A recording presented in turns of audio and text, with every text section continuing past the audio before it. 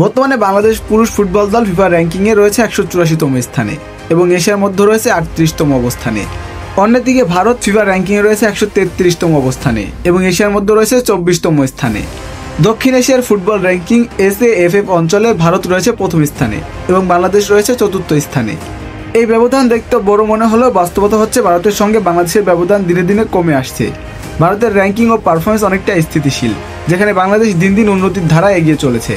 ভারতের পয়েন্ট 1133 আর বাংলাদেশের পয়েন্ট 899। এই ব্যবধান কমানোর জন্য বাংলাদেশের কেবল ধারাবাহিকভাবে 3 থেকে 4টি আন্তর্জাতিক ম্যাচে ভালো পারফর্ম করতে হবে। বাংলাদেশের উন্নয়নের পেছনে কাজ করছে বেশ কিছু গুরুত্বপূর্ণ বিষয়। সর্বপ্রথম কোচ হাভিয়ার ক্যাব্রেরা, এর অধীনে নতুন পরিকল্পনা ট্যাকটিক ব্যবস্থাপনা দলে এসেছে।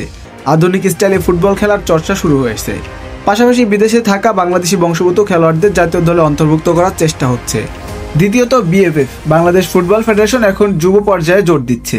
অনূর্ধ্ব 13 থেকে শুরু করে অনূর্ধ্ব 19 নিয়মিত পর্যবেক্ষণ, ক্যাম্প, টুর্নামেন্ট এবং কোচিংয়ের ব্যবস্থা করা হচ্ছে। এর ফলে ভবিষ্যতের জন্য একটি শক্তিশালী প্লেয়ার পুল তৈরি হচ্ছে। এছাড়া ঘরোয়া ক্লাব লিগেও পেশাদারিত্ব বাড়ছে। ফুটবলাররা ভালো মাঠ পাচ্ছে, উন্নত ফিটনেস ট্রেনিং পাচ্ছে এবং কিছু কিছু ক্লাব বিদেশি কোচিং স্টাফ নিয়োগ করেছে, যা এক যুগান্তকারী পরিবর্তনের সূচনা করেছে। এখন প্রশ্ন আসে, ভারতকে আমরা কবে পেছনে ফেলতে পারবো? এই প্রশ্নের উত্তর এখনও অভিযোগ নয়, পরিকল্পনা। বাংলাদেশ যেভাবে উন্নতি হচ্ছে তাতে করে ভারতকে র্যাঙ্কিংয়ে ছাড়িয়ে যাওয়াটা অদূর ভবিষ্যতের বিষয়। বিশেষ করে ভারত যেখানে এখন কিছুটা স্থির হয়ে আছে, সেখানে বাংলাদেশ ধারাবাহিক উন্নয়নের মাধ্যমে এগোচ্ছে। মাঠে পারফরমেন্সের পাশাপাশি মানসিক প্রস্তুতি, ফ্যানবেস, মিডিয়া কভারেজ সব এখন গতিশীল হয়ে উঠেছে। আমরা যদি প্রতি বছর 5 থেকে 6টি আন্তর্জাতিক ম্যাচ খেলি এবং তার মধ্যে 3টি জিততে পারি, তাহলে র্যাঙ্কিংয়ে বড় লাফ দেওয়া সম্ভব। আর যেহেতু ফিফা র্যাঙ্কিংয়ে উন্নতির জন্য ম্যাচের মান, প্রতিপক্ষের র্যাঙ্ক ও ম্যাচের গুরুত্ব বিবেচনায় নেওয়া হয়।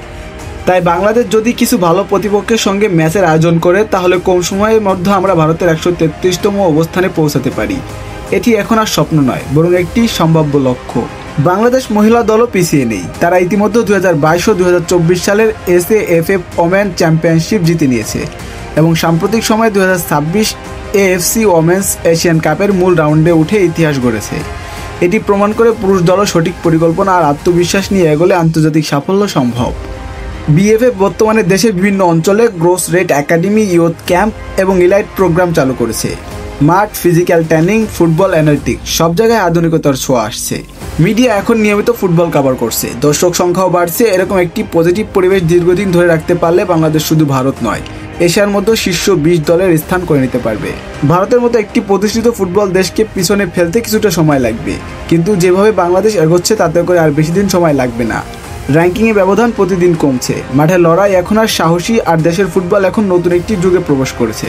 সামনে শুধু দরকার ধৈর্য, পরিকল্পনা আর অবিচল মনোভাব। বিশ্ব র্যাঙ্কিংয়ের এই দৌড়ে আমরা আর পিছিয়ে নেই, আমরা প্রস্তুত সামনে ছুটে চলার জন্য।